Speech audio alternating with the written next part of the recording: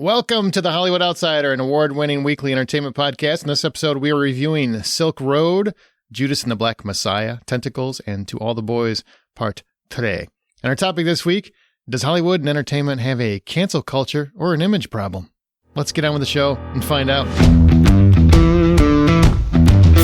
My name is Aaron Peterson. Joining me today, I'm a fellow host, Don Davenport. Hey, Aaron, how you doing today? I almost got canceled this week. Yeah? True story. Amanda Sink? Hello. Stop being cancelable then, Aaron. Well, you know, obviously, I say all the wrong things at all the wrong times, and that's what happens. It's at all the right times. I think it was consequences culture is what that was. That's what it was. Consequences culture. What's that? That's the same thing, I think, but it's made to make you feel worse about it. Think? Does it make you feel worser? I don't think so. More worse? Most John, worst? that's not a word. I don't know words. I don't either. You know, we're going to do our news roundup, which we always do, all the stuff that's happened in the past week.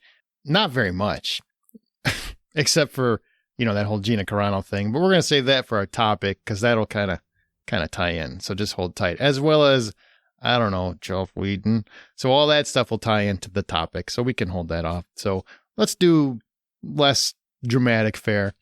Keke Palmer and Daniel Kaluuya were cast in Jordan Peele's next horror film. There's no title nor details yet, so we'll have to hold off on that. Movie theater stocks are on the rise, partly because China is having a box office explosion, which kind of makes me mad because the reason we're not having one is China. Face Off is getting a reboot. You're going to get canceled for that. That's exactly so how you get canceled. Is that how it goes? Yes. Oh, I'm just saying that's where the bat was. That's all I know. That's where the bat came from. Face Off is getting a reboot with director Adam Wingard at the helm, who says it will be a direct sequel. So I guess we'll get John Travolta's bald head and Nick Cage's hair plugs. I don't know, swapping sides. Brooklyn Nine-Nine is ending after its upcoming 8th season. The Last of Us has cast Game of Thrones stars Pedro Pascal and Bella Ramsey as Joel and Ellie for the HBO series based on the game. And the Oscars, much to Amanda's chagrin, are holding strong that they will be broadcasting live from multiple locations despite the epidemic that's still going on, because they're that important. So of all of that, Amanda, what struck your fancy? What is striking my fancy? Okay, so I am not going to bring up the one topic that I know is going to get me an incredible amount of flack. I'm going to talk about the movie theaters getting some positive news. This feels like the perfect episode for that. If ever you were going to do that, it feels like this is the one. Why? It's about cancel culture. It would perfectly test the water. We'll know by a week from now if there is a cancel culture. If you say something really controversial and you're not on the show next week. It wasn't even going to be controversial.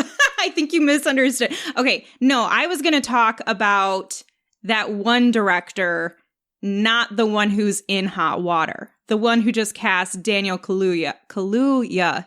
Oh, the greatest director of our generation. Yes, that this one. This is what I was trying to avoid, but I was trying to avoid saying it and bringing it up and transitioning into. I was trying to get ahead of it before it happened. Yeah, see, you completely messed that up because I was going to leave it all alone until you put it that way. I thought for sure that was going to be the first thing you'd say. If you're new to the show, Amanda has Brandon Jordan Peele as the premier filmmaker of our generation, probably of all time, possibly. Have you noticed how this dialogue has snowballed? Like, it started from he's such a talented director, I can't wait to watch everything he does because he's talented. It turned into he's the greatest of all time. He's the most magnificent of all directors ever. He's the greatest filmmaker of all time or something. I did not. We have this on tape. I did not. Find the tape. This on tape. Play me the record, John. Okay, what else? What else would you like to talk to other than the things we already know to be true? I just wanted to talk about the good stuff, man. Well, that's like the movie theaters doing well. Daniel Kaluuya is pretty awesome. Keke Palmer's pretty good. So yeah, that's awesome. No, that was good news. I just like saying Keke Palmer. Why? It's not kinky. It's just a lot of fun to say. Yeah, it's not kinky. Make sure you say it right. That's all I'm saying. I said Keke Palmer. Okay, I didn't. All right, Amanda, what are you talking about? China. The movie theaters. Movie theaters are having some positive moves going on. Not just because, you know, like we're seeing the... Okay, so let me backtrack. I'm not only excited because I love going to the movie theater, and I feel like we've had nonstop negative movie theater news. That's fair. Mostly just because it's been, oh, this is delayed, this is canceled, movie theaters are closed. So it's been very sad times for movie theaters. But I'm happy that there's positive momentum and progress happening for movie theaters just as a brand in an industry anywhere. Because I kind of think that they need to have more stories like that and more attention drawn to them, and the fact that there's been no outbreaks that have been contact traced back to movie theaters. Like, they're a safer environment than a lot of other industries and places you can go to. That's good news. You know what I mean? Like, none of that is talked about. So to see a big story about the movie theater industry in a positive light is really great. In a completely different country that isn't our own. Yeah, I mean, that doesn't matter. It's still positive. What it does say, yeah, it's fantastic. I think it's fantastic. What it does say is that for other people that say, oh, people wouldn't go back to the movie theaters. No, they would not. This is dead. Movie theaters are dead. Like, no, they're not. Look at China. They're doing great. As soon as they open them back up, they're like, yes, let's go in. Let's see something. Chinatown 3, I didn't even know there was 1 and 2. There's a third one, and it's doing great. Detective Chinatown. I hope I got that right. Detective Chinatown. Okay. Well, I'm glad I got it right. Anyway, it's good news, and it's nice to have some good news. Remember some good news when it was cool when John Krasinski started it? Oh. Yeah. That was cool. That was sweet. How about you, John? God, we just jumped like 3 subjects. I already forgot half the things you mentioned, but I think I'm going to go with the Pedro Pascal Last of Us news. That's pretty awesome. I don't even care about the game. I don't care about the little girl, that's the angry little girl from Game of Thrones. The angry little girl, the warrior, the literal warrior. Yeah. Like the one that scared the White Walkers, that one. I don't even care about her. I do want to see Pedro Pascal in more things, so I'm excited to see this. Have you played the game? I did play the game, and I stopped playing the game because I didn't like playing the game. The story is great. The gameplay sucked, and I'm just not someone who plays games just to be immersed in the story. That's why I have movies and television. The first 5 to 10 minutes of the first game, though, straight up made me bawl. Like, I was crying. Is that when you stopped and you're just like, I'm out? I can't do this gone anymore. back to it. It's so hard to play, but there was what were they? It was emotional. It wasn't about being hard to play. It was just so emotional. See, I didn't get that because I don't pay attention. You literally. I keep telling people this. You have no idea what I'm talking about. There's a franchise called Gears of War, which is my favorite franchise. And there have been 5 games now.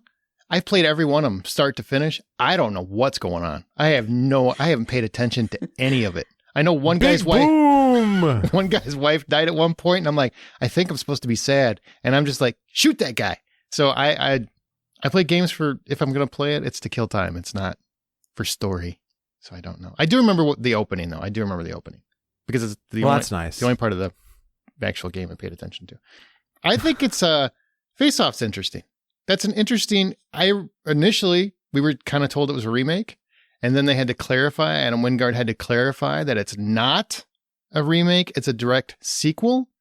Now I don't know. Does that mean Nick Cage plays both roles? I mean, at this point, just he probably kidding. That'd be amazing. I don't know if the same probably actors be better than John Travolta showing back up. Oh God, yeah. He's actually not that bad. He's really good in badass roles when he's given the chance. So I'm fine with that. I just feel like, are they still up to it, or is this going to be Nick Cage he's crazy still. Their kids fight or something? Because Nick Cage definitely can't come back as a character, so they'd have to figure something out where it's. I guess somebody could still just wear his face. He doesn't really look. Cut much it different. off. Yeah. Yeah, that's a thing. That's the thing that they do. I don't care. We've talked about that before. We would love to see another Face Off. I just kind of would like to see it with 2 actors of today rather than revisit what I've already seen, because you can't one up that movie. You just can't. So make your own thing. Face Off. And that you can't do most of what's in that movie. That old thing with the girls of the church choir, that couldn't happen today. No. Nope. No. It was offensive then, and that was 25 years ago. And I'm like, oh, I feel bad just watching it. 25 years ago, I was like, I think she's supposed to be 15. Well, Well, we've got a bunch of reviews to get to, so let's get into those. Our show is independently funded, therefore all of our expenses are paid from our own pockets, and Patreon helps fans support their favorite podcasts.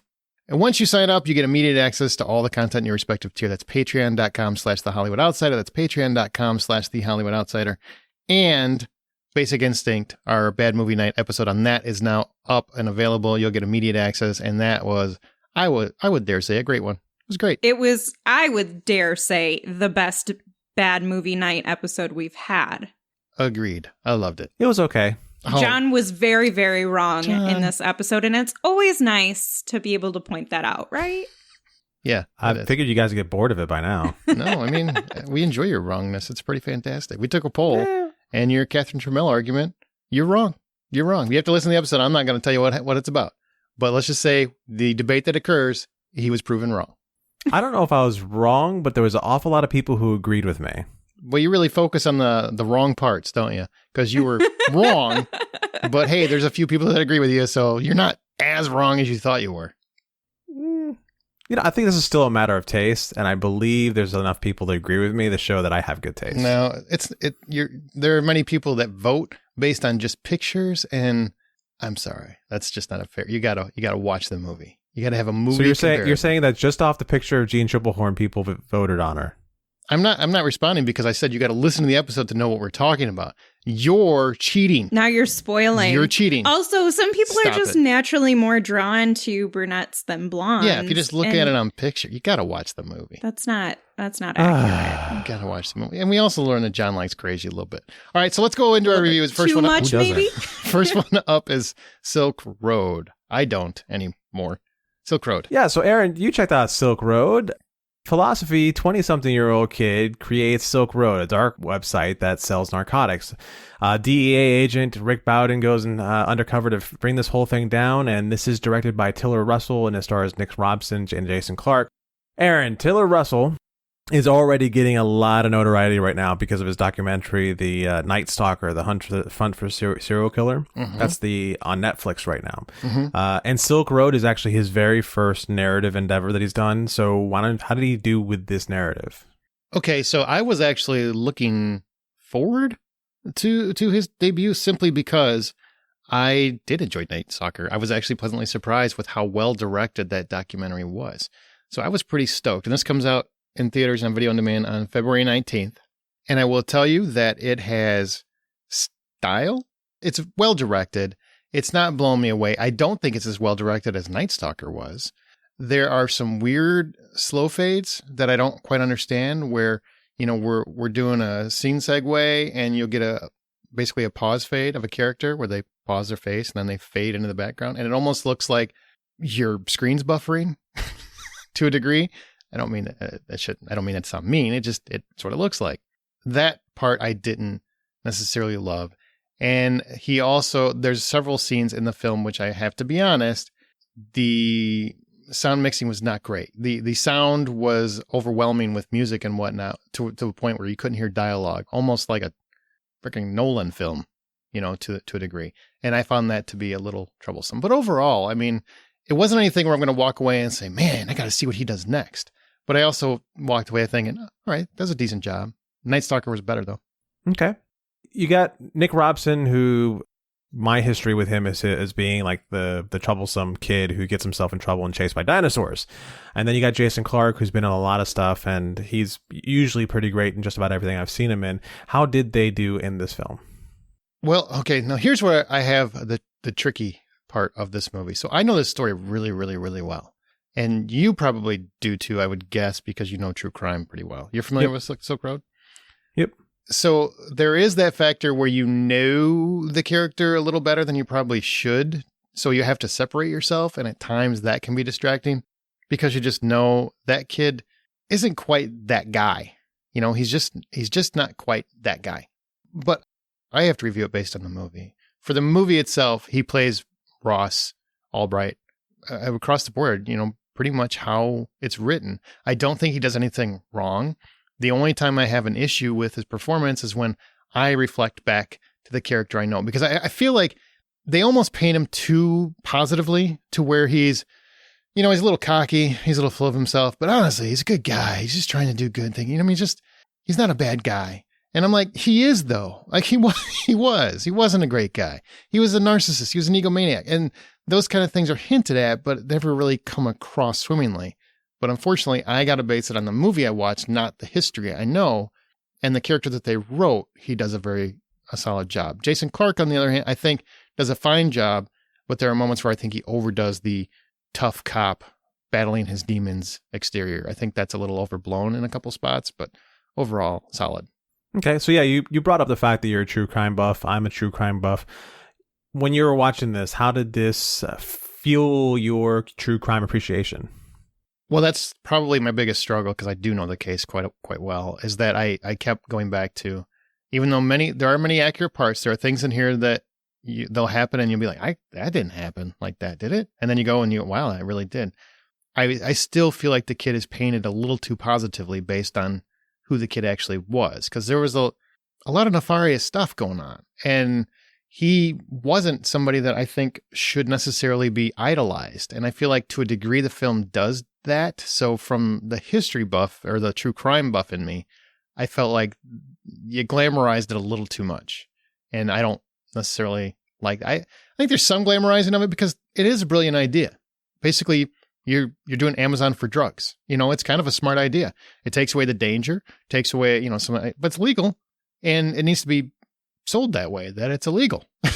And he's not a good guy. And there's a reason why all these cops are going after him. It's not just because, they're trying to bring down the man. You know, it's just, or the man's trying to bring a guy down. All that stuff, I think, factors in. You know what? If $10 is full price of admission for this movie, what do you give it? I give it $6. I was entertained by it. And if I didn't know any of the story watching it, I think it's probably a riveting thriller. There's just a couple slow spots here and there. That makes me very interested in checking it out. But you know the story. Are you worried you're going to nitpick it? I got bigger fish to fry. Okay. All right. Well, next up is Tentacles on Hulu. It's Into the Dark, that series on Hulu where each month is kind of a different holiday. And on this one, a couple falls head over heels into a new romance and entwine their lives until their intimacy transforms into something terrifying. What the hell does that even mean? I don't know what that description tells me. Basically, there's a woman who is going to this open house. She's trying to find a new home to live. She's presently homeless after leaving her former town. And she meets this guy who is also in need of selling his parents' house because they passed away. And the two connect and they form a relationship because they have great chemistry from the beginning.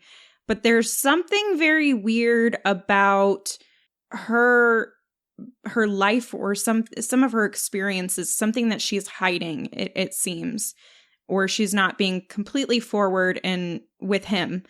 And as that story unravels, there's almost like an illness that's occurring with him. And so he begins to get sick during their relationship.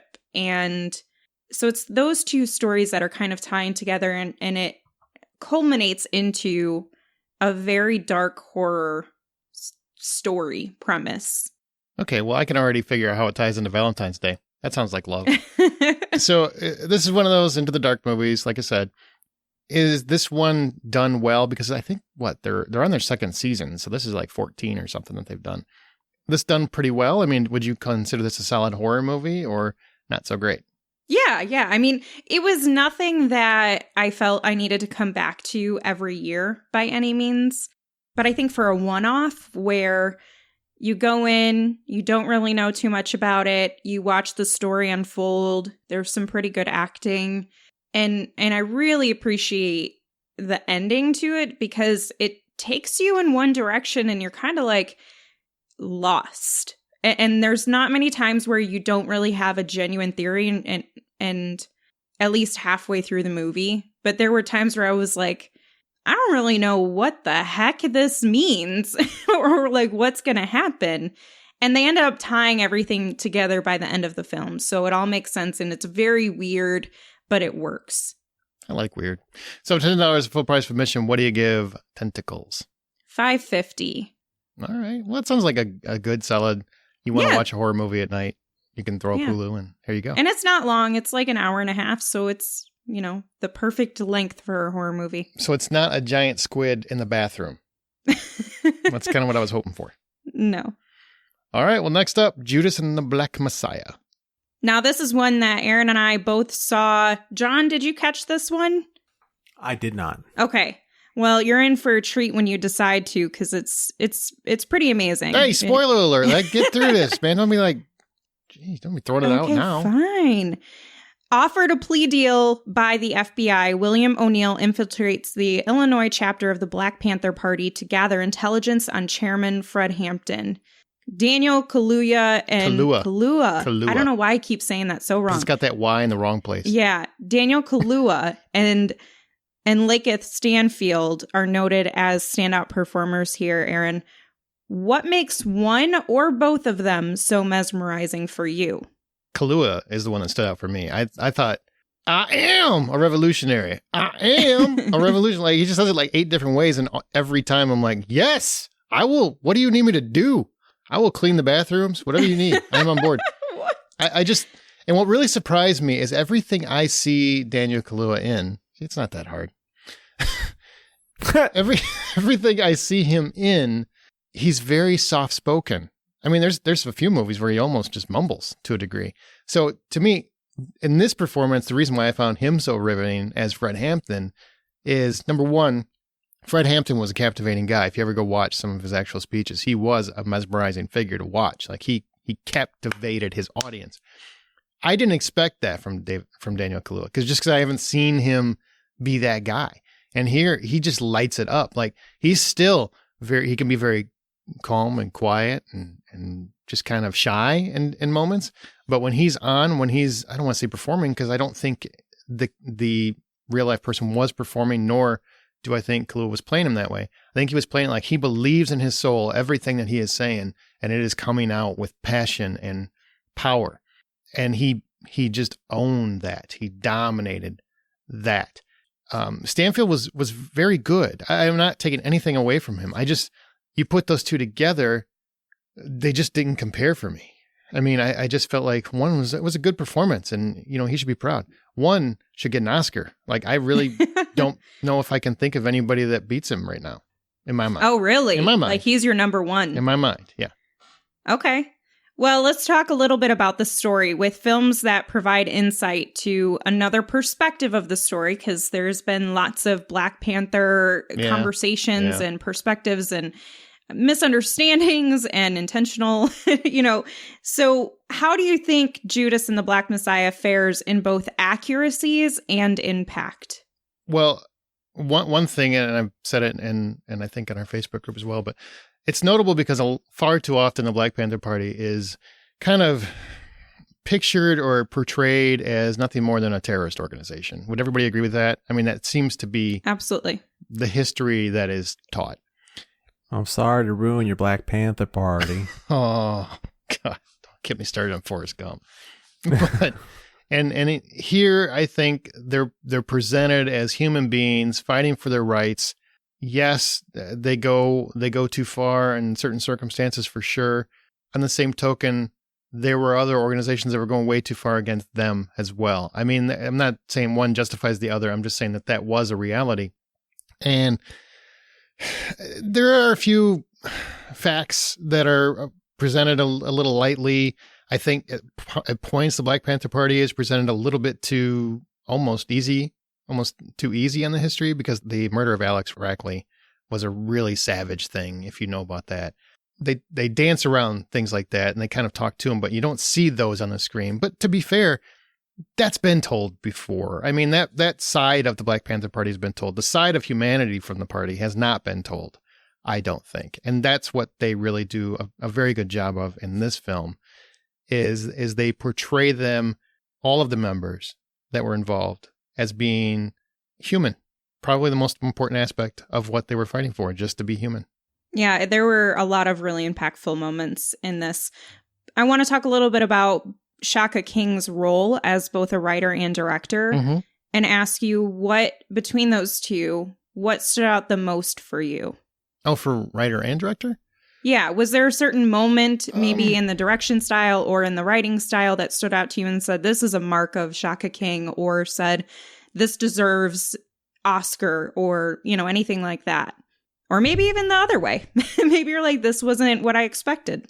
No, I mean, this is honestly pretty close to what I expected. I feel like really the strength is in a direction focused on the characters as people, as a humanity, and I think that's hard to capture. And he does a very wonderful job of working with actors to turn in performances and to keep the camera moving and flowing. There was a little bit of a pacing issue because I think it was a little slow in spots, but overall, I mean, totally covered the bases and I think did a very admirable job. So if the full price of admission were $10, which you probably paid because you did see it in the theaters, even though it's also on HBO Max, what are you giving Judas and the Black Messiah? I'm giving it $7. $10 is the full price of admission. Amanda, what do you give it? That's what tell me what you thought. You saw it too. Yeah, this was, I thought, a really great opportunity for people to see the other perspective of the Black Panther Party, because being taught about what it is from those that oppose to it doesn't necessarily paint the party in a very great light. And so being able to, I've obviously done my own research outside of that to get different perspectives, but seeing it from not a white male perspective is always kind of nice too. And so there was, like you said, humanity that was given to it. It was looking through a different lens and understanding what these individuals were going through, what they were fighting for, and how they worked together to overcome a lot of tragedies and traumas and their everyday life. I mean, even the moments where they're trying to recover and rebuild as a team, if you will, as a group, just to survive and get through things was really gut-wrenching. And there were a lot of moments where, I felt like I wanted to be there and support it, or like, let me help build things for you guys or something, because it was just, it resonated so emotionally with you. And so what did you give it? I'm going to give it $8. I liked it a lot. Nice. Yeah.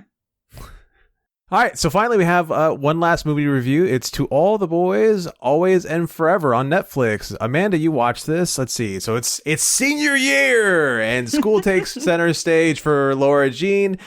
She returns from a family trip from Korea, and it's time for her to start planning for college, and she's trying to figure out if it's going to be with or without Peter. Because what girl hasn't been there before? So, Amanda, this is the third movie in the series. Do we still love these characters? Yeah, they're still very charming, and it doesn't feel like their story is being over-processed, if you will, which can happen very easily, especially when you're talking about a rom-com, a teen rom-com series, a trilogy at this point. But I think it helps that there's books that this was mapped out on a little bit to begin with. But these characters are just continuing to develop and progress through their adolescence. And we see the struggles of their relationship, and also the overcomings, the trials and tribulations, but also the other side of it when they do overcome things and they come back together, which has been what the first two movies was about anyway. Like we mentioned, this is the third of a series. What makes this one stand out over the first two? I think a lot of it is just the progression of their relationship into maturity, because the first one was very, I don't want to say childish, but in a way, because they're so youthful, and it's about writing love letters to the people that she loved, and then they received them, and then she had this guy finally in her grasp, and they get together. And then the second one was about overcoming, getting back together, those friendships that were maybe damaged because of a boyfriend, and also deciding, if you will, between two people. Everybody's been there where at some point you're in a relationship with the person who's the person of your dreams. But then maybe an old fling comes by, or somebody you used to have a crush on, and you're like, wait a second, is this the person I want to be with? So you have those doubts, at some point in your youthful childhood.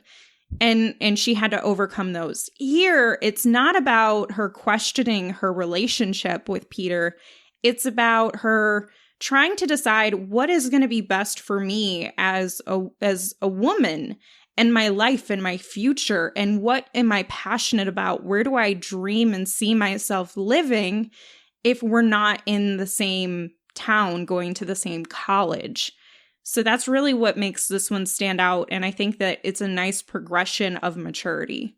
I love the first movie. I never got around to watching the second one. After watching this, Amanda, what do you think? Should I give it a chance and keep up with this series? Yeah. Especially if you were into the first one, these characters only grow and they only get older. They get more relatable. They go through struggles that a lot of us can relate to. At some point in our lives, we've been in the place that they're at. And also in the third one, you know, if you remember from the first story, she was really trying to manage her emotions with the loss of her mom and what that means to her. And now there's, you know, somebody new in her dad's life. And could that become something permanent? And how does she feel about that? And it's all done in a very positive and light way, because one thing that I struggle with in films is I don't really see a step parent in a very kind and nurturing role, like in the person's life, the children's lives. And in this third film, we really get to see what that looks like. I've had a positive impact from my own stepmother. So to see that represented in the film where she can say, you know what, even though it's not my mom, my dad is happy, he's in love, she treats me well, she treats my siblings well, and she treats my dad well. This is all I could ever want. So that, I think, is a really nice, you know, hug while you're watching a movie. All right, very cool. So if $10 full price of admission, what do you give this third in a series of movies? I'm going to give it $7. Is that it? Right? It's done? This is it? As far as I know, I am not the book reader. I haven't read these books. I thought there was 3. So, I mean, the only way they have any more is if there's a more Is it going to be like Buffy the College Years or whatever? Nice. Oh, did you hear that? You almost heard Amanda retract a little bit like, oh, you can't say Buffy right now. You just can't. I've still been continuing my rewatch. It's just sometimes it's a little painful. Just got a little trigger. Kind of hurts a little, doesn't it? It does. I've cried a couple of times. Well, let's get right into the pain. We're going to go into our From the Outside In topic.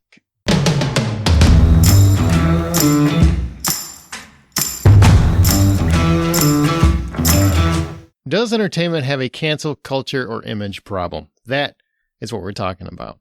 Before we get into it, is there anything you guys are worried about talking about? Anything that you think might possibly get you canceled, so you want to avoid it? You don't want to even broach those particular topics. Anything?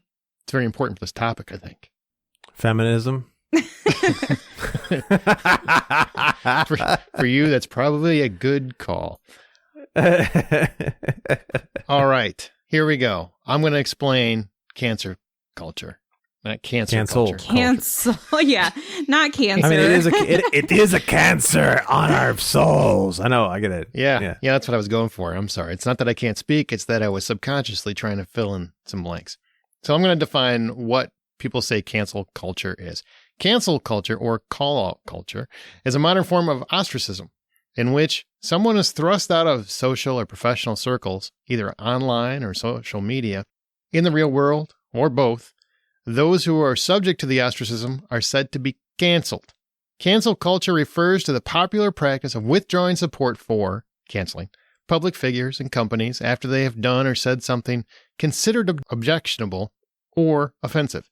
Cancel culture is generally discussed as being performed on social media in the form of group shaming. For those at the receiving end of cancel culture, the consequences can lead to a loss of reputation and income that can be very, very hard to recover from. Some people never come back from it. Kevin Spacey. Except for once a year on Christmas, apparently. It's weird. Okay, so it's a discussion. There's no top 5. I don't know how you would do that. Like top 5 people that get canceled. Yeah. Oh, man, that'd be top 5 people you're hoping get canceled. Why is Chris Brown still around? That's what I want to know. Why? You know, that's a good question. If we are going to talk about that one, I'm happy to. No. We don't want to go there. Or Amber Heard, if we want to talk about her too. Hey. I don't think she's going to be around for much longer. Oh, she will be. Is that a threat to her life, John? Be careful how you word things, man. You know what? Screw it. Yes, it is. Stop it. This is how podcasts get canceled. Damn it. All right. Does Hollywood and entertainment have a cancel culture problem? And use specifics. Don't just say, no. Say why. If you say yes, say why. That's what I'm asking. Who wants to go first? I don't think it's something that's anything that's relegated to Hollywood itself. I just think that it's something that affects those who have the biggest targets painted on their back. So it happens to Hollywood quite a bit because we have so many people that we quote unquote call our heroes there. And that being said, whenever our heroes fall, they fall big. Mm-hmm. And again, the bigger the target, the easier it is to go after them. So that's why it happens to Hollywood the most. But then, from Hollywood, you have politicians. From politicians, you have like CEOs. From CEOs, you have Joe Schmo down the street, dog walker person. Then it starts to really go down rabbit holes. But yeah. I think there's another element to it also. It's not just... For me, in my opinion, it's not just a cancel culture. It's not just people saying, no, you don't deserve to have your reputation or your work. When it's done fairly, if you will, it's about holding people accountable and calling them out on bad actions. Now, the problem with this is what is the spectrum of bad actions? And I think now it's getting to a point where it's all being determined on what Twitter says. And Twitter has some extremists. Twitter also has some bots. So it's kind of hard to say, is this how the general majority feel? Or is this just some extremists calling it out? Usually, I think it's fair, in my opinion, for people to call them out and to say, hey, man, I'm not down with that. I don't want to support you for whatever you are saying or doing. And I think everybody has that right. And I don't think that we should be offended by that or upset by that. What I think needs to be discussed about the extremism of quote unquote cancel culture is more about... Easy for you to say.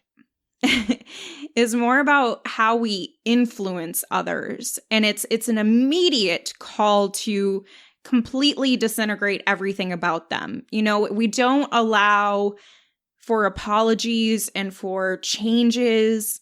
Everything is so immediate, and we want this resolved ASAP. And in most cases, if it's severe enough, yeah, for sure, we want that resolved. But it's also like, well, if you don't believe in what I'm saying, then shame on you. You should get canceled too.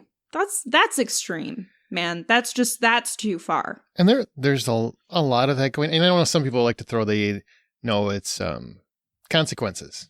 There's freedom of speech, but not freedom of consequences. I know that's a popular statement to go around. And I get what you're saying. I do. But I think to completely ignore that this happens a little too often, whenever someone says something that the collective doesn't agree with, would be a disservice. I think that's just simply untrue. And there are some things where I think the punishment does not fit the crime. When you take, for example, because it's the most recent example, let's take Gina Carano. Okay, she didn't like pronouns and definitely said some things that I probably don't think are that smart on Twitter about pronouns initially. She doesn't want to put she, her, whatever in her bio, and she made a joke about it. Was it beep, bop, boop, or whatever it was?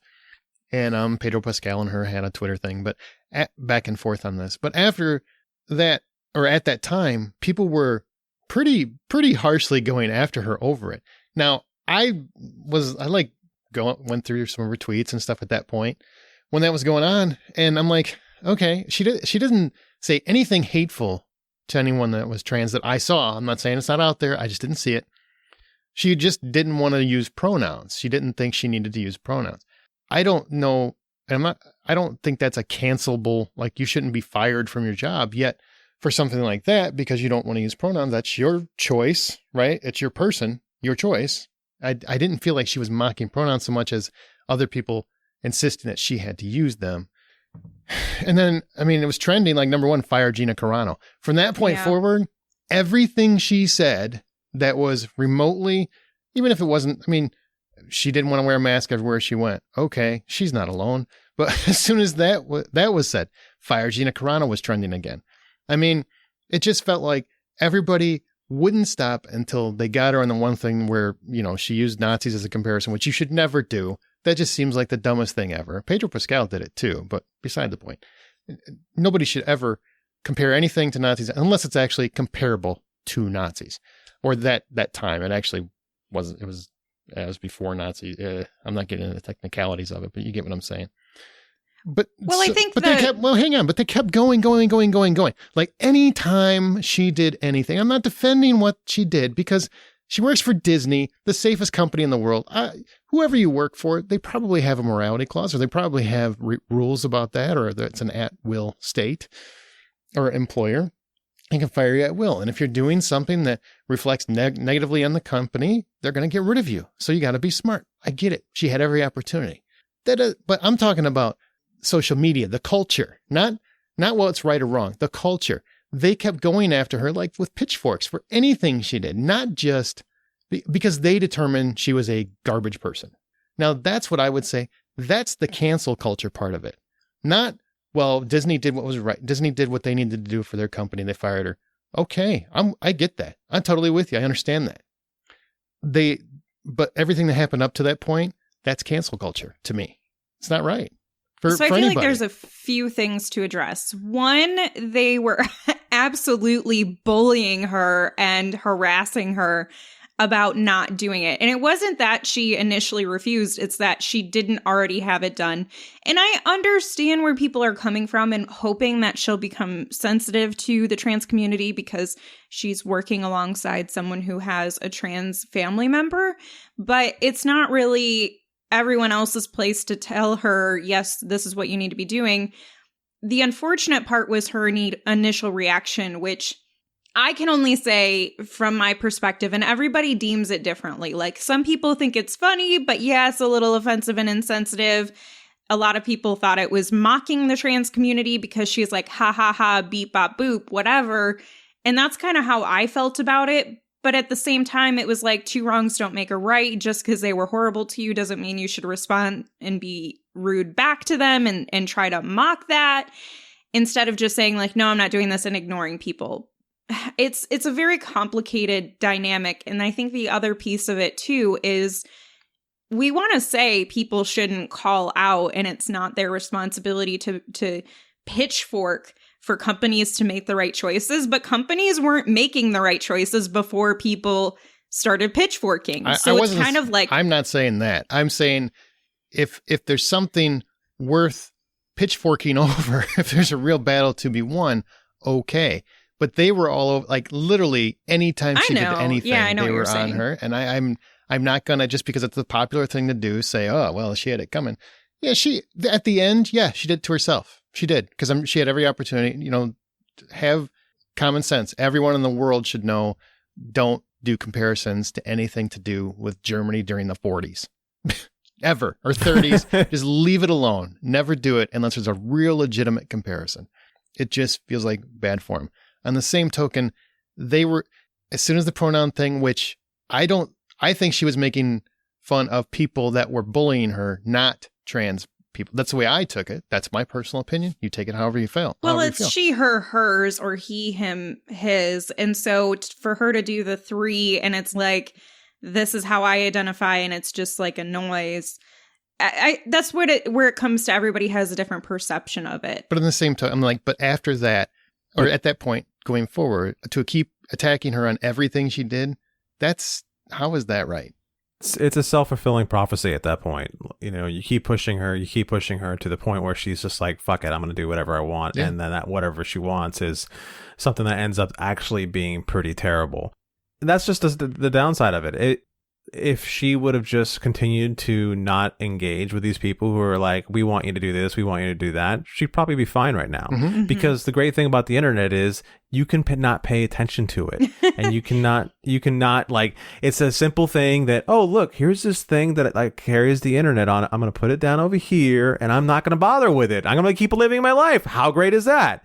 Like I agree that there's some poking and prodding at her, but at the same time, this is one of those self-fulfilling prophecies in which she should have just like walked away. Decided, I know that I have a huge target on me, and I'm not going to go ahead and do anything that would be a problem to my career. And it's kind of funny because the whole thing was like she wanted, and I get, part of where she's coming from, where it's like, if you don't agree with someone, they're going to call for your head on a stick. And so part of it was like proving her theory right. But at the other end, it's like, why would you want the other side to win? If she would have just stayed and like she just didn't, I don't know, I hate to say she didn't offend people because it's so hard to do. But if you know that your company is saying, you need to be a bit more sensitive on the way you represent yourself because it's a representation of our company. And she's like, frick that. And then she doubles down. And that's really what I felt like she did, is she doubled down on it. It's like, man, you did this though. Like you made a conscious choice at this point. And I feel like her scenario is it's so different than what the norm of quote unquote cancel culture is. Like up to this point, a lot of it has been, we find stuff that you did in your past and we say, hey, that was bad. We didn't notice it then, but we notice it now. So are you a better person? Otherwise, we're going to take your whole career down. I don't know Hers about that. was like real-time stupid stuff. I don't know about that. I mean, Well, Chris Pratt prays and people think that he should be canceled too. I mean, just because he tends to be religious. But he's fine. He That's is, where I'm like, there's fine, a difference. Like that's because he plays social media smart. But there were still a lot of people that were going. I mean, it was trending at one point. It was just trending like a week ago. Yeah. There's a difference between people saying, nah, screw your opinions and your beliefs and what you do, and you should lose your career, and then your career just kind of hangs low for a little bit, and you're like, no, I'm fine, versus people who literally lose all of their opportunities because of something they did 10, 15 years ago, even 5 years ago, but they're apparently a different person now. Then like, that's why it's so shocking. I never thought you would be like that.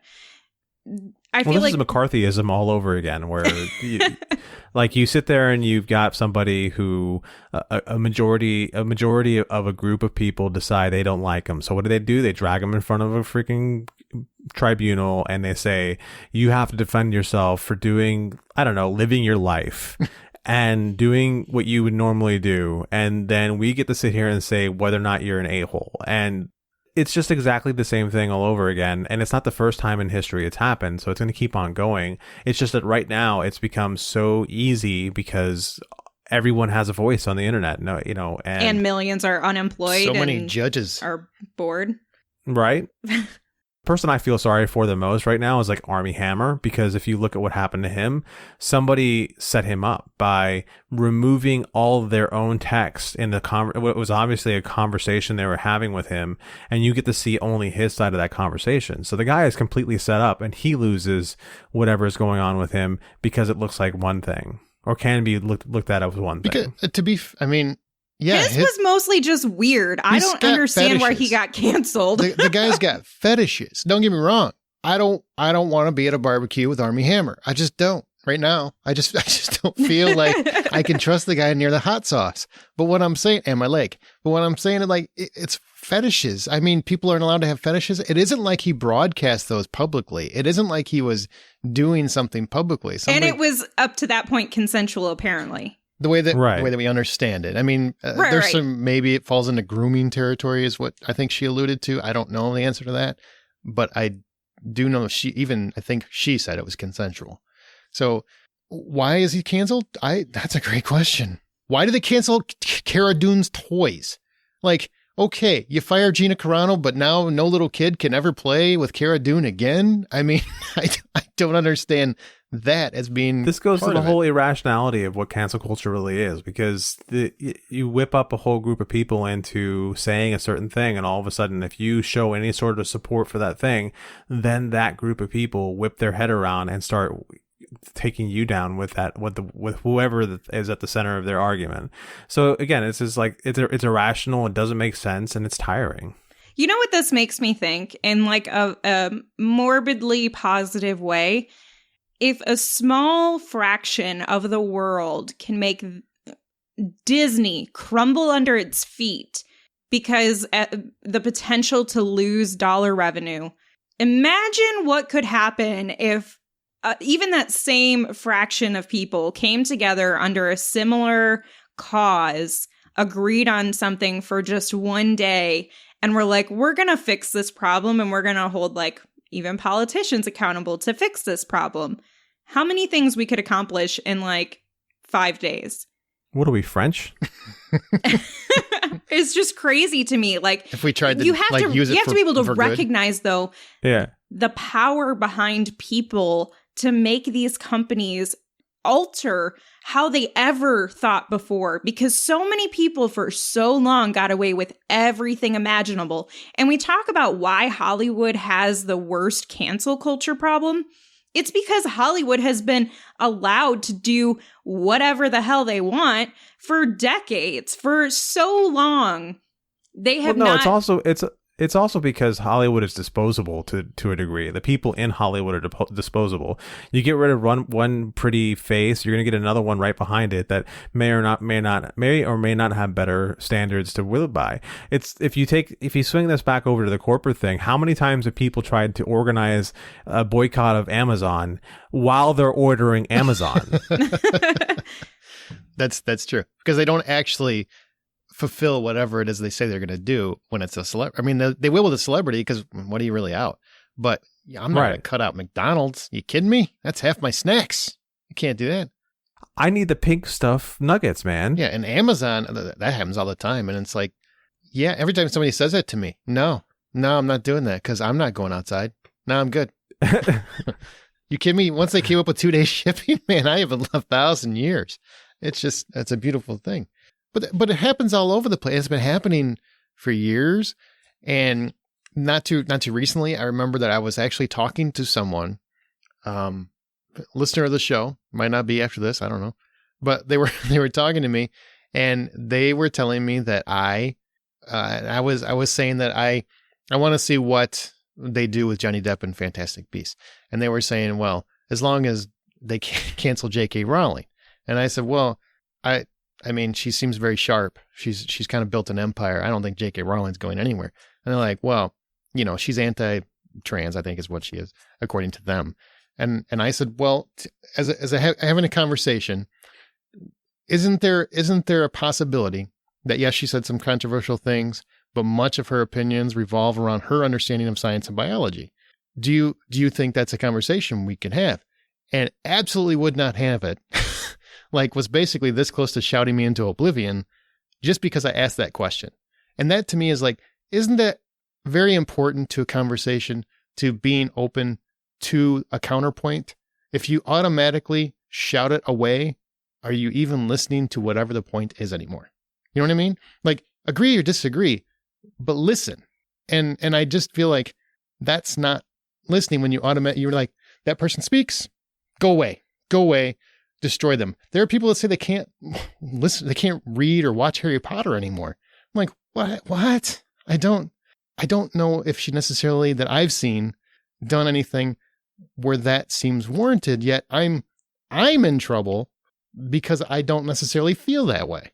And I don't even like Harry Potter. I mean, I know you love Harry Potter. I don't even like Harry Potter. I'm just saying, it's worth the conversation, isn't it? Like, just to understand where people are coming from, instead of just shouting at them to shut up.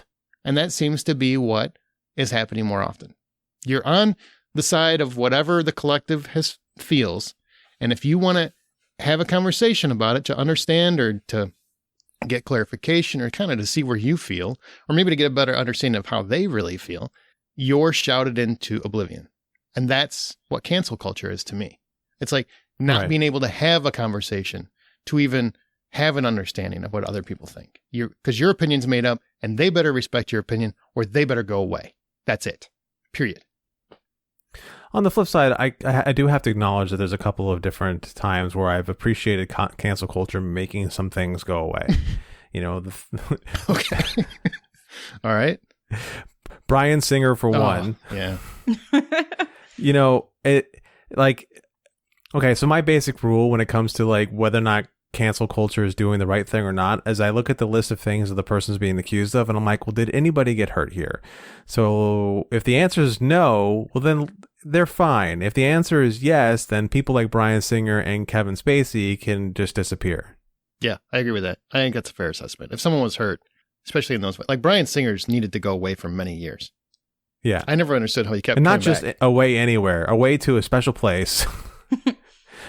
Go to his own reserved for those people who talk at the theater. The only thing he gets can I make credit that for joke? is hiring Hugh Jackman and bringing that wonderful man into our lives. Everything else, God bless. I'm not giving him. I don't want him to have any credit for anything. Right.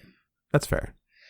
I mean, it's just, it's sad. It's everywhere. I mean, people, what was it? Gone with the Wind? They wanted to cancel Gone with the Wind over the summer, and Cops got canceled, which, hey, to be fair, I didn't like that show to begin with, but it was just because it featured cops. That was the number one thing.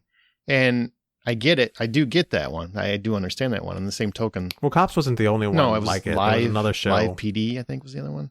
Yeah, like Live PD or something like that. And that one had a much shadier pit. But either, I don't think you should ever mock someone who's getting, like they're obviously going through something. So why humiliate them publicly? I just never thought that was cool. But I was fine with it. I just would have rather it went away because of ratings, or something like that. And trying to cancel a movie that's almost 100 years old was just odd. I just thought, like, that's okay. Can we just explain what's going on? Which is what HBO Max did eventually. Well, that's that goes back to the irrationality of it. Canceling a movie that's 100 years old, canceling cartoons that are 70, 80 years old that depict a different time, a different era. It's not like those cartoons are out here trying to like say, hey, you know what's great? Let's wave these flags around that really have these pictures. No, the cartoons were usually making fun of those things anyway. So there has to be a line in which some thought has to be put into this.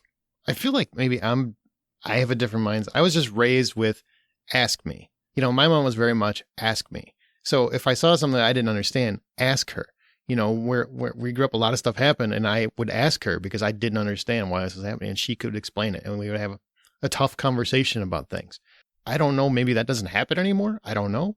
But that should be what it's doing. I think uncomfortable things, uncomfortable situations, uncomfortable circumstances prompt a conversation, I feel like. So, well, that's working under the assumption that the parents are there fair. willing to have a conversation where in a lot of cases, not only are children pushed to television and just said, go watch this or go do this or, just pay attention to your electronics because I don't want to deal with you. Sometimes the parents are not even there or present. And so it's generational. The siblings are raising them and they go by what their siblings or parent taught them. And so it just continues and there's no breaking point to say, hey, this is not historically accurate or okay. And it's not something that, when people try to introduce some of that stuff into the school system on a public level, then there's pushback because it's like, oh, you shouldn't be trying to bring this up to my kids. And so, like, where do we set this line? Thank you. Yeah. But it's like, where do we then interject that learning and understanding and who's accountable for it? Because we can't rely on the parental system to work because we already see the fallout in a lot of different ways. I mean, not every parent, as sad as it is, there are a lot of parents who don't have the best interest of their child or children at heart. And that's showcased by the high levels of sexual and physical abuse to their children. So teaching probably isn't on their priority list either. Wow. Well, that took it to a dark place, Amanda. Sorry, I'm just trying to offer like the other side of it. It's like it's very difficult for any of these things because yes, we don't want something to be taken away and we don't want to erase something that happened so many years ago, but it's like, but then who's there to be able to teach that as an alternative? I mean, for television, I think the safe bet is like teach it before it plays. Yeah. And then you have that done. And be willing to have a conversation. I actually had my opinion changed just this week. True story. Justin Timberlake We'll mark this on the calendar. Justin Timberlake had to apologize or issue an apology about. Hell yeah, he did. About Britney Spears and Janet Jackson. And I'm like, Janet Jackson, like, what? I don't understand why that was a big deal. Why do you need to apologize for that? And I got to thank Tams for this one. So thank you, Tammy, because she kind of elaborated and then I started doing more research because I didn't really pay as much attention to it when it happened. But after that whole Super Bowl incident where her breasts came out. Many artists, apparently, they keep praising him today and Justin Timberlake today, but he was the one technically who ripped the bra off. I mean, it was no one's fault, the way I understand it. It was literally a wardrobe malfunction. But Janet Jackson is like the only one whose career completely suffered from it, which I didn't know that. She was blacklisted by Clear Channel Communications, which at the time owned MTV and CBS Radio. So her next album, I think it was Demita Joe, couldn't get hardly any player promotion, and she was disinvited from the Grammys. Yep. I just, it's insane. I mean, because they put it on her. Yeah, they put it on her, and they made her apologize. And it's like, she wasn't anywhere near her own nipple. Like, her hands were nowhere near the breast, and it was basically like the bra came off or something when he pulled her off, and it was meant to expose just the red bra, not her full breast. And then it came off, and she was humiliated, basically shouted into exile, and just vanished for years, really. I mean, and he was fine, and none of it fazed him, and he didn't come out in like massive support of her. He did like a couple years later, but I think it was too little too late, probably. Yeah. So I actually changed my, I'm like, you know what? Maybe you did owe an apology then. I mean, granted, it wasn't your fault, but you could have been a better friend. You could have been a better partner in that whole thing. And same with the Britney Spears thing.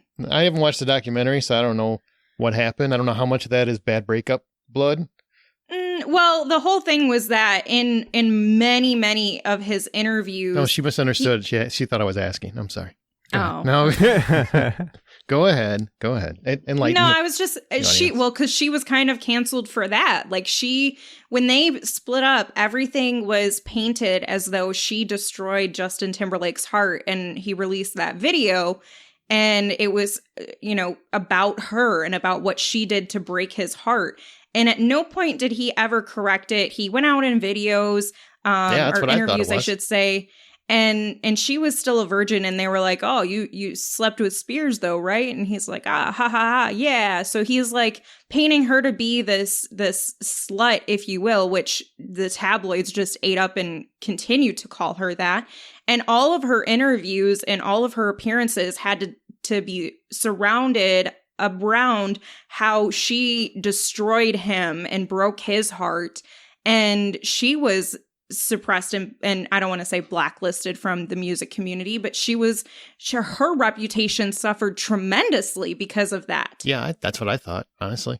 It's years. Pretty horrible. But and again, to be fair, I don't follow much of that stuff, so I mean, I know very, very little of anything that isn't the actual movie, the TV show, or the person acting in it. I don't really pay much attention to the public lives at all, or private lives.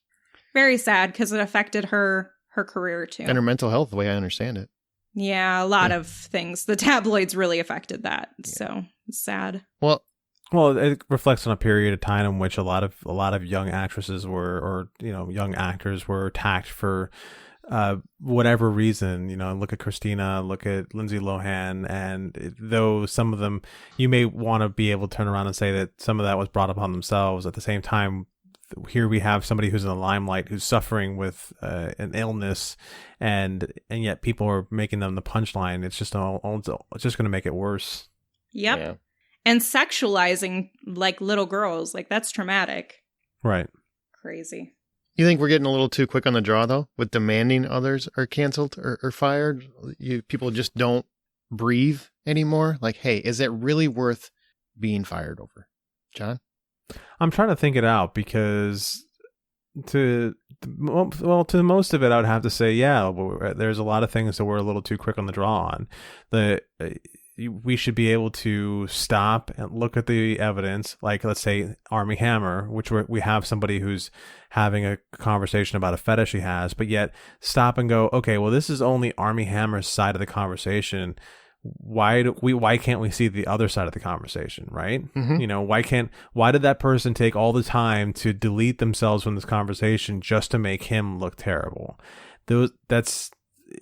That should be like in court, you'd be like, well, there's not enough evidence here for doing anything. So why is it the court of public opinion is so much more free to do stuff like this to people?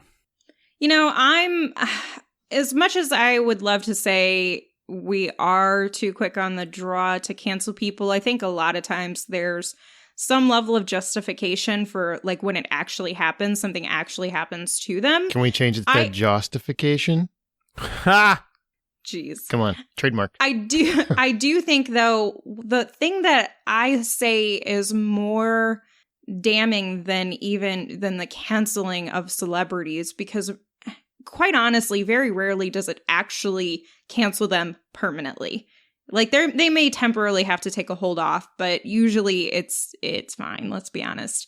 But when we try to cancel or attack one another for a disagreement of opinions, that's where it's like, okay, somebody asks a question for clarification. Someone says, well, I kind of see it this way, et cetera, et cetera. All of a sudden, if you don't agree with that, then they want to cancel you. Mm-hmm. There are some really, really horrible people out there that have done some really horrible things. But I also don't necessarily think that means we should find out what school they go to, what job they work at, call their job, request that they get fired because that stuff is happening. That is where I think our quote unquote cancel culture and being too quick on making these moves should really be focused on. It's the attack of other people for their opinions on what's going on in a celebrity's life, because that's where people get really hurt. The celebrities, they generally come out pretty unscathed unless they truly deserved to be canceled. Yeah, well, I don't think Joss Whedon's coming back anytime soon. If ever. No. I mean, he didn't assault anyone, but he was just mean, is what it sounds like, And, I have two minds to this, all right? Sometimes I think we're a little too quick on the draw. Scarlett Johansson, prime example. What did she do that she deserved to get basically shouted out over every mode of social media? She took 2 jobs. She took Ghost in the Shell. It's a great job. She took the trans movie she was going to do because she thought, great character, maybe it'll help the trans community and it'll, garner some awards. Maybe she was going for that. I don't know, sort of dramatic recognition. She's an actor. She took a job acting. She didn't do anything wrong, but people shouted her into the oblivion because she did that. That's where I think people need to stop and just think of why and what you're saying. Like, maybe you can just try to explain how you feel about it. And then once it reaches her, enough people say it, it's going to reach her. Say it that way, kindly, as opposed to, she's awful, we need to cancel her. And on the flip side of that, you have Charisma Carpenter's situation, where she kind of did say 10 years ago, she kind of alluded to the situation of what happened with her and Joss Whedon, because I've known about this for years to a degree that I thought he fired her because she was pregnant. But she never specifically said that, but she alluded the hell to it. And especially, I think there's one press conference you can find where she was very open about it. But yeah, people knew. Yeah, but people knew. But here she finally just laid out the details to kind of say, Ray Fisher has some credibility here. Nobody's coming to his defense. I'm going to come to his defense and say, this happened with me. He's not the guy you thought. And there are many other people that followed that. So that opened the doors for them. And there's people now that are saying, why didn't you come out sooner? Who are you to tell anyone when they should do that? Just don't stop. Ugh, you don't get to tell people. That part is annoying. But that's a whole nother thing.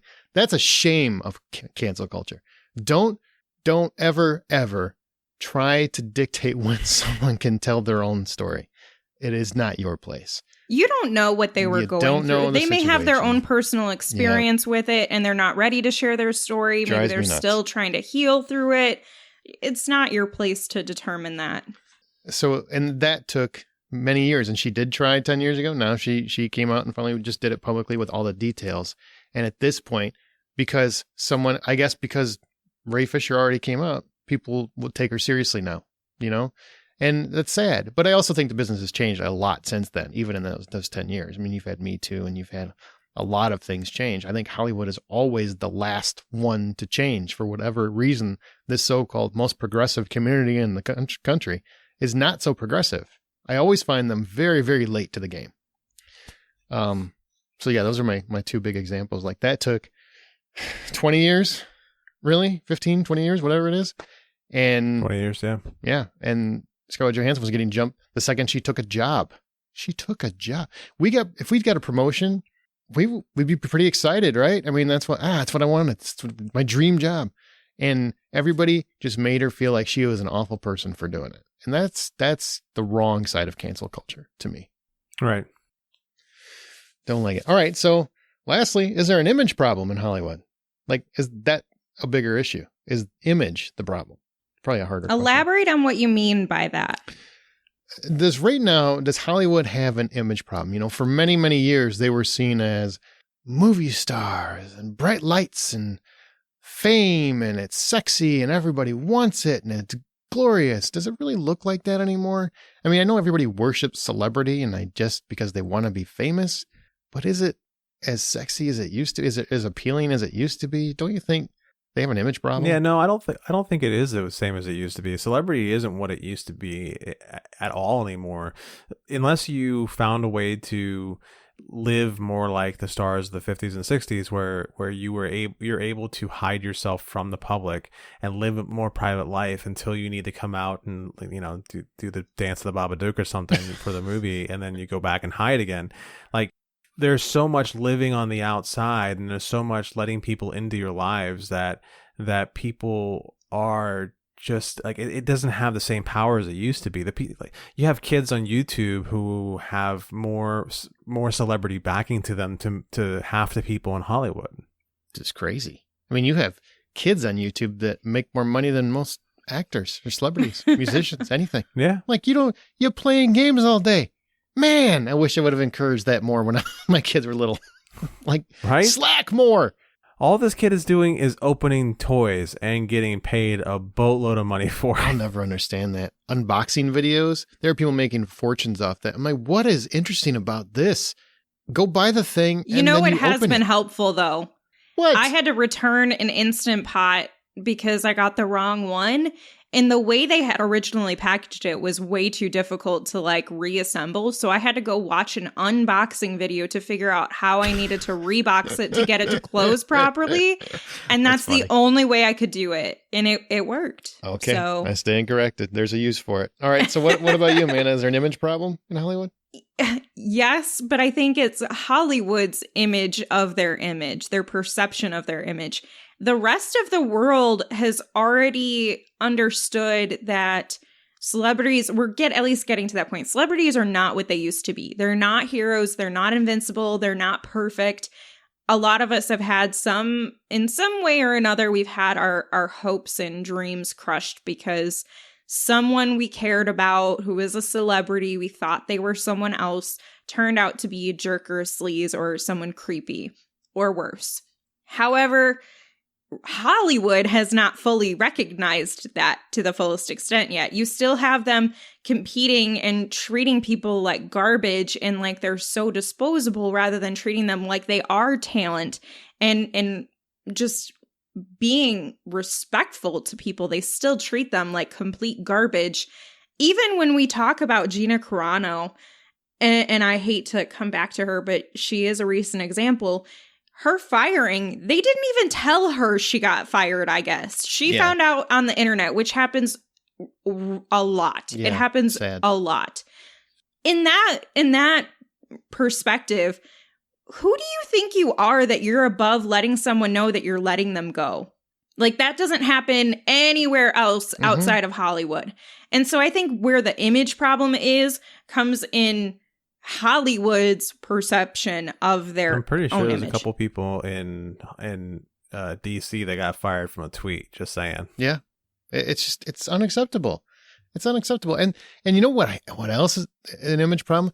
I think people, and this goes because entertainment websites and whatnot always run these articles. People are a little too gleeful when people get fired. It's just, I don't want to, unless they've done something to a person or hurt someone, I'm not going to celebrate. Gina Carano got fired from a job like she probably loved. And she probably in her mind was like, you know what? I'm standing up for myself because she did feel like she was being bullied and she pushed back. Maybe she pushed too hard. I'm trying to look at it from her perspective.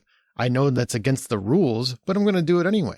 And so all these people were basically saying, good for her, good, glad she got fired, why? Like, what does that change in your life? You don't have to go on her Twitter feed. You don't have to read those articles. But there were many entertainment sites that were saying the same thing, which obviously they skew a certain way, I think is a fair thing to say. And that's just wrong. I mean, I don't think we should celebrate someone losing their job. However responsible they might be for losing that job, we shouldn't be celebrating that. And that is an image problem too. And some of that is created because of the entertainment sites and whatnot that cover Hollywood. Unless they're Harvey Weinstein, then we can be happy. I said, unless they hurt someone. If they hurt someone, celebrate it all day. Celebrate it all day. But I just feel like people were, and then when what did she get? She got a movie deal with Ben Shapiro. I'm not a big Ben Shapiro fan either, but people were just like, oh, that's what you get. That's what you deserve. I'm like, she's still doing what you're not. I mean, so is she really a loser? I mean, she's still getting to do her dream. I mean, that good for her. She bounced back. You know, she's not quote unquote canceled. I think people just, man, you take way too much pride in getting someone fired when they didn't hurt anyone, you know, when it was just words. And I just don't know how I feel about that. But Hollywood itself, I tell you what, I just, it's amazing to me for how many years Hollywood has always tried to preach how more advanced and progressive they were, basically as their own culture, how we're so forward thinking. We're so ahead of the curve. You guys didn't think black people would see black people in movies until like 3 years ago. So you don't get to act all high and mighty. I mean, Black Panther came out and Hollywood was surprised at how big of a hit it was. What? Which is sad. Yeah. Crazy Rich Asians. Oh, Asians will go see other Asians in movies. Who knew? I mean, give me a break. It's like you keep acting like you're so progressive and you're so advanced and you're ignoring what everyone else in the country, world, whatever has known for years. You know, Me Too was a thing in most corporate environments 15 years ago. As long as I've worked in a corporate environment, all of those sexual harassment policies were in place. Hollywood adapted them, 5 years ago, 4 years ago? That's just pathetic. Pathetic. So yeah, huge image problem, I would say. Mic drop. And I love movies and TV, but don't necessarily love the machines that make them. Is there anything you guys want to say in closing on cancel culture? Oh, I think you got it right there, man. I think that was a perfect spot. Yeah, I said mic drop. That was me saying, we're good. Let's move on. You closed it out perfect. All right. Upcoming releases. What's coming out? All right. So up first on February 26th, we have Minari. A Korean family starts a farm in 1980s Arkansas, which sounds like a really bad idea if you ask me. But anywho, this is written and directed by Lee Isaac Chung and stars the awesome Steve Yeun, Yeri Han, and Alan S. Kim. And I've heard Stephen Yeun is fantastic in that movie. Fantastic. I can't wait. I love him and everything I've seen him in. And on the 26th, we also have Wrong Turn 2021, which is coming to VOD because, there's been enough of these Wrong Turn movies, okay? Yeah, they had to restart it. Yeah. What'd you say? Time to restart it? That they had to restart it. They did so many of these Wrong Turn movies. Now it's time to start at the beginning all over again. It's a circle. Friends... The circle of life. Oh my gosh. I'm sorry. I'm going to throw a lion off a cliff real quick. Despite warnings to stick to the Appalachian Trail, hikers stray off course and cross into land inhabited by a hidden community of mountain dwellers who use deadly means to protect their way of life. Suddenly under siege, the friends seem headed to the point of no return unless one man can reach them in time. Kind of daunting. It's written by Alan McElroy and directed by Mike Nelson. Mm-hmm. The Vigil comes out on video on demand on February 26th, as all these movies do. And a man, not a movie, it is a movie about a man providing overnight watch to a deceased member of his former Orthodox Jewish community. And he finds himself opposite a malevolent entity in writer-director Keith Thomas's electrifying feature debut. I will review this in next week's show, but I will tell you, I've seen it, and damn, it's good. There you go. Very cool. Recent recommendations before we go to our weekly streaming recommendation from Amanda. John? You know what? I was on a little bit of a trip this weekend. I spent some time with my dad, and one of the things my dad and I always do together is sit down and find a show to watch, and we watched Counterpart, which was originally on Starz. It's available through Amazon Prime at the moment. There's only 2 seasons because it got canceled after season 2. However, very cool idea. If you, I believe if you're a fan of Fringe, you can find something in this you would like. All right, Amanda. I caught Framing Britney Spears on Hulu. Oh, that's why you were talking about that earlier. I gotcha. Yeah, well, I was already kind of familiar with it, so I will say that if you followed the Free Britney movement for the past few years, at least, then you're probably caught up, and there's just a few different details that are like, whoa, this might solidify how there is some really messed up stuff going on.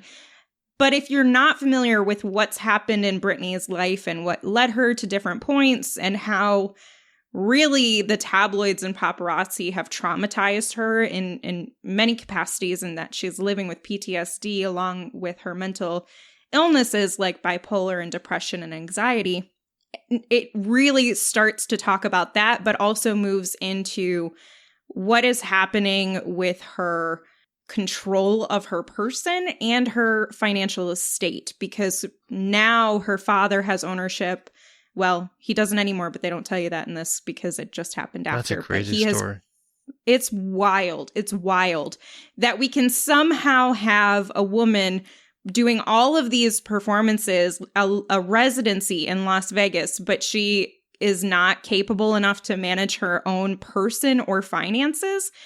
It's just bonkers. So if you want a little bit of light to it and understand some of the things she's gone through, and even an interview with her brother where he talks about how miserable she's been through this, and yet everyone's just kind of, it is what it is. Oh. It's so sad. They're just fine piling up on her, right? They always have been. Yeah, it's horrible. And you get to see clips of old interviews now, which... Oh, that Diane Sawyer one. I'll never forget that one. That was so horrible. I assume that's in there? Is that in there? The Diane Sawyer one? Yeah, that one's in there. Because that's the one where she was broke up from Justin Timberlake, and she was basically asking her about if she was cheating on him or whatever. I mean, it's just like, what does this have to do with as a musician? I mean, just, wow. Yeah. Yeah, there was, and there's just so many different things about people making fun of her, and she was just the butt of every joke, and it's really horrible, and the way people talked about her being a scandalous slut in many different forms is just horrible. The way they talked about women, I still can't believe we're only like 15 years away from those conversations. Yeah. And it disgusts me. So. Me too, Amanda. I actually want to watch that, and I liked some of her songs. I like the Snake video. I like that a lot, but that's about it. I don't really know her music that much. I really don't. But I know I've heard her story, and I just like that's really horrible. That poor girl, and it sounds like her dad isn't doing much to help her. Well, and he wasn't even really part of her life. They were never close, so it was weird that all of a sudden he came in and was like, "Yeah, let me take care of that," because he gets paid for it. I hate stuff like that. Well, I saw The Vanishing at the Cecil Hotel on Netflix. It's 4 episodes. I did not know the story of Elisa Lam. Now I do, and my God, is it horrible. And also strangely addictive and sad. And I do recommend, though, if you are someone that likes true crime, psychology, I think this is one you should watch, because it all starts with, I'm sure many people have seen the video in the elevator where a woman is acting very erratic in an elevator, and the elevator is seeming very erratic. And it's mysterious, and then she disappears, and it's what happened to her. And you do get to find out through the course of the series, but if you don't know, don't Google it. Watch it in order so you understand how things went. And then the true crime sleuths, you can actually see how they, contrary to Don't Fuck with Cats, that documentary, they kind of made the situation worse. So, man, I really recommend it. I really recommend it. It really lays out how obsession blurs the lines. Okay, we got a weekly streaming recommendation. That's something from Disney Plus this week. That's not WandaVision, Amanda, but you can find WandaVision in our feed. Amanda is covering every single episode of the Disney Plus show. I think you've only got 3 left at this point. Right? Yeah. But what else on Disney Plus is something you want to recommend? Tell me it's Bear Grylls, because he's on there and I like him. It is not. I have not seen any Bear Grylls experiences. It's too bad. Hey, he's got an Army Hammer episode. So, oh my, you can see him before he disappeared. I don't recall any Surviving with Army Hammer. Yeah, and they're like, I wonder what we're gonna eat. No, the whole time I'm gonna rewatch that, and Army Hammer's like, you He's like, that thigh is looking a little juicy. I'm not going to starve out here. I'll be just fine. So I'm going to recommend Marvel's Hero Project. I know Marvel is kind of in everybody's spotlight right now, which is why I thought it would be cool. But it's a 20-episode series that shares the remarkable positive change several young heroes are making in their own communities across the country.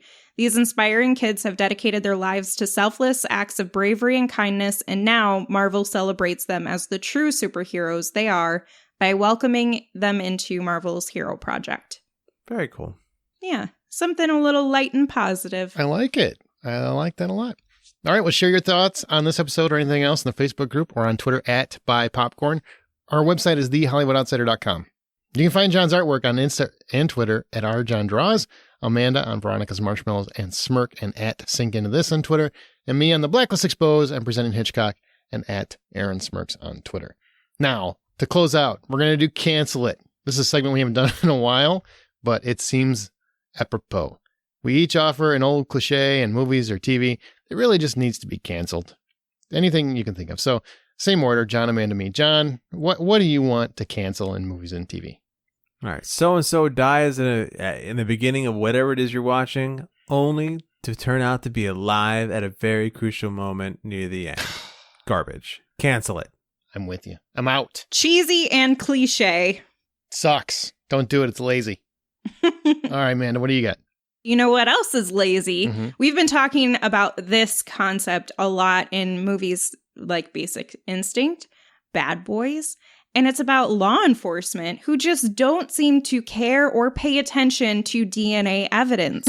Whether it's their own evidence they're leaving behind when they're doing stuff they shouldn't be doing, or just completely missing how important DNA is sitting right in front of them that could solve the entire crime.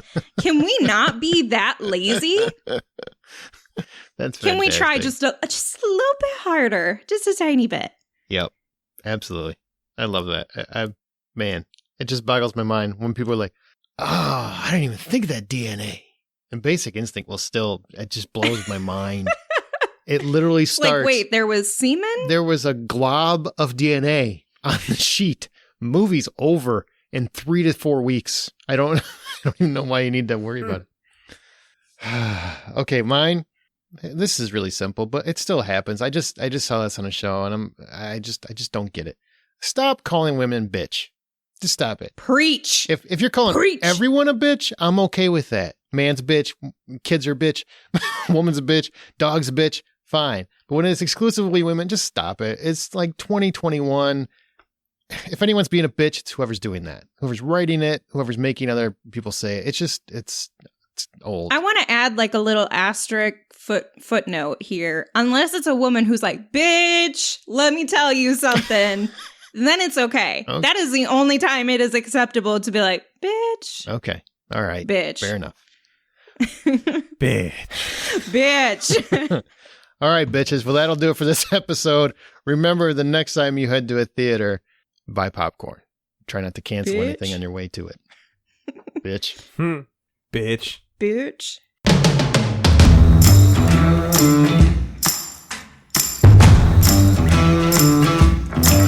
You're good? I'm good. Amanda, you good? How the heck do I zoom in? Oh, here it is. Now I'm good. Not a single thing changed.